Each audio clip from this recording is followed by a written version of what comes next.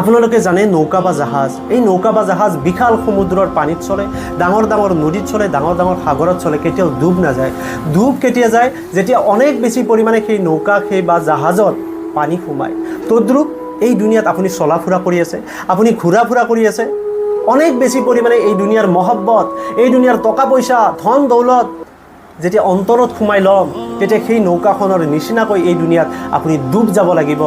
যিটো আখিৰাতৰ ডেষ্টিনেশ্যন, শেষ নোহোৱা এটা জিন্দগী, সেই জিন্দগীটো সুখময় কৰাৰ কাৰণে এই দুনিয়াত সেই নৌকাখনৰ নিচিনাকৈ যদি আপুনি ডুব যায়, আপুনি বৰবাদ হৈ যাব।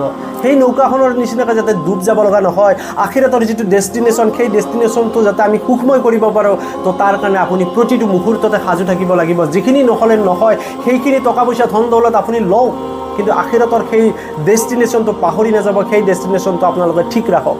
যিমান পাৰে আপোনালোকে ভিডিঅ' শ্বেয়াৰ কৰি দিয়ক, আপোনালোকৰ বন্ধু